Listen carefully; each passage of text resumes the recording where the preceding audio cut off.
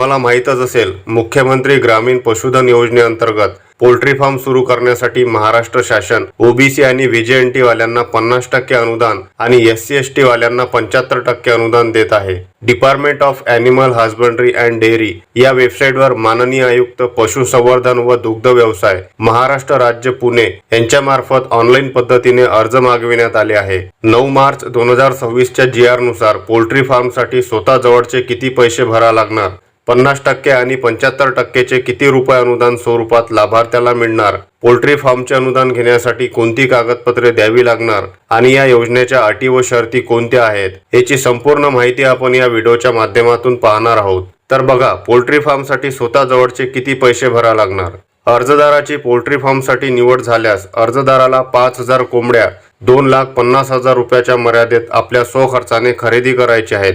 कोंबड्या खरेदी केल्यानंतर कोंबड्यांच्या खाद्यावर 4,50,000 रुपये खर्च करायचे आहे। 15 लाख रुपयाच्या मर्यादेत स्वखर्चानेच पोल्ट्री फार्म शेड बांधायचा आहे आणि इतर साहित्य खरेदी करण्यासाठी 6,68,000 रुपये तसेच 3 किलोवॅटचे सोलर खरेदीसाठी 1,32,000 रुपये। या पैशाची एकूण बेरीज केली तर ही होते 30 लाख रुपये। एवढे पैसे तुम्हाला पोल्ट्री फार्मसाठी स्वतः जवळचे भरावे लागणार आहे। आता पाहूयात 50% आणि 75%चे नेमके किती रुपये अनुदान लाभार्थ्याला मिळणार। या 30 लाख रुपयाचे 50% अनुदान काढले तर हे होतात 15 लाख। एवढे अनुदान ओबीसी आणि व्हीजेएनटी वाल्यांना मिळणार आहे आणि या किमतीचे 75% अनुदान काढले तर हे होतात 22,50,000 रुपये। एवढे अनुदान SC/ST वाल्यांना मिळणार आहे। आता पाहूयात पोल्ट्री फार्मचे अनुदान घेण्यासाठी कोणती कागदपत्रे द्यावी लागणार।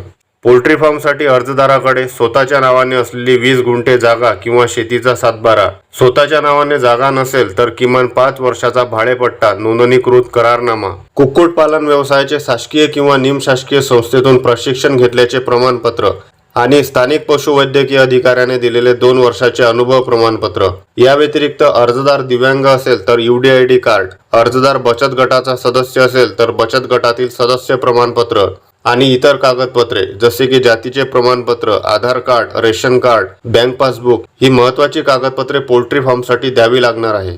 मुख्यमंत्री ग्रामीण पशुधन योजनेअंतर्गत पोल्ट्री फार्मसाठी काही अटी व शर्ती देण्यात आल्या आहेत। अर्जदार बँकेतून कर्ज घेऊन प्रकल्पाची किंमत अदा करत असेल तर बँकेचे कर्ज मंजुरीचे सहमतीपत्र सादर करावे लागेल। कुक्कुट पक्ष्यांची खरेदी आणि प्रकल्प पूर्ण झाल्यानंतरच पात्र लाभार्थ्यांना देण्यात येणारे अनुदान त्यांच्या बँक खात्यात जमा करण्यात येईल। अर्जदाराने सदर योजनेसाठी बँकेतून कर्ज घेतले असेल आणि त्या कर्जाची परतफेड टाइम टू टाइम केली असेल तर सदर कर्जाच्या व्याजावर 4% दराने पैसे परत करण्यात येईल। शासनाकडे अनुदान देण्यासाठी पुरेसा निधी उपलब्ध नसेल तर येणाऱ्या अर्जाचा विचार पुढच्या वर्षी करण्यात येईल। रेशन कार्ड नुसार कुटुंबातील एकाच व्यक्तीस योजनेचा लाभ देण्यात येईल। अर्जदाराने मागील 3 वर्षात या योजनेचा लाभ घेतलेला नसावा।